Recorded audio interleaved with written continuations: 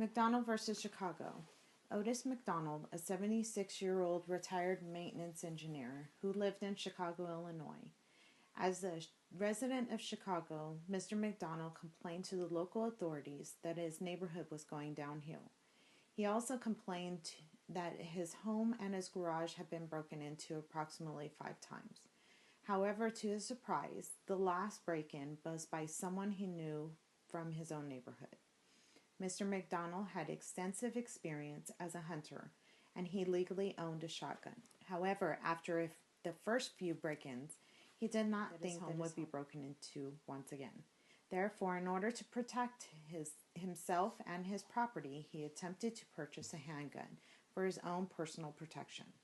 According to the City of Chicago, the requirements for purchasing any and all firearms within the city limits must be registered within the city.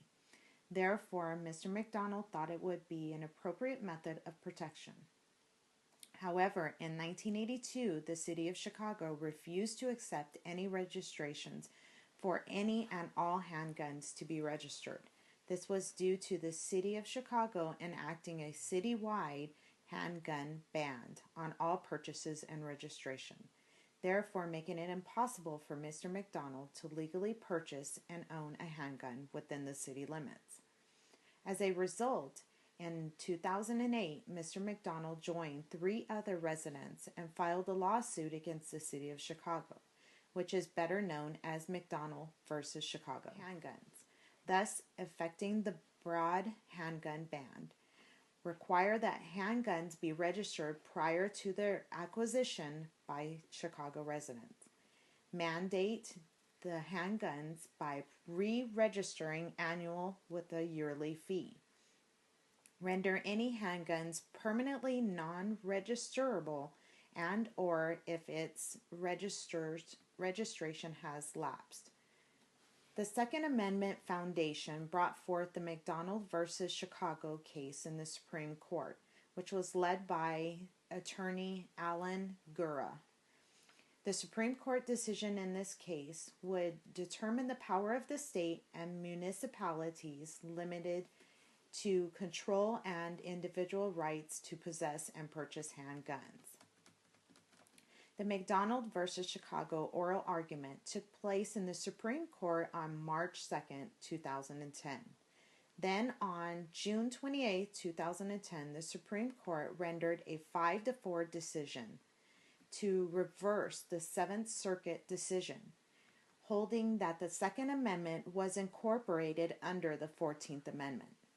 The 14th Amendment refers to no state shall deprive any person of life, liberty, or property without due process of the law, nor deny to any person within its jurisdiction the equal protection of the laws, therefore protecting the rights from infringement by local government.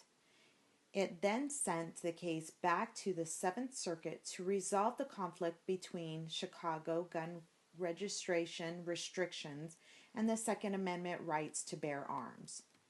The court, however, did rule in favor of Mr. McDonald and his colleagues. The Supreme Court decision ruling 5-4, the minority consists of Justices Stevens, Ginsburg, Brewer, Sotomayor, with the majority as Justices Alito, Thomas, Kennedy, Scalia, and Roberts. Justice Samuel A. Alito writing for the majority. Now the court reasoned that the rights are fundamental to the nation's scheme of ordered liberty, or that are rooted deeply in the nation's history and traditions, which are appropriately applied to the states through the 14th Amendment. This decision was made possible by looking back on past cases such as the District of Columbia versus Hiller, NRA versus Chicago, Nordyke, and Maloney. As a result of the McDonald versus Chicago case, Chicago would have to revise its gun control policy, especially in regards to its ban on keeping handguns within private dwellings for the purpose of self-defense. The administration of Mayor Richard Daley has been preparing to make these changes a contingency, even before the Supreme Court was handed down, knowing that the fight to keep handgun ban intact was unlikely to succeed.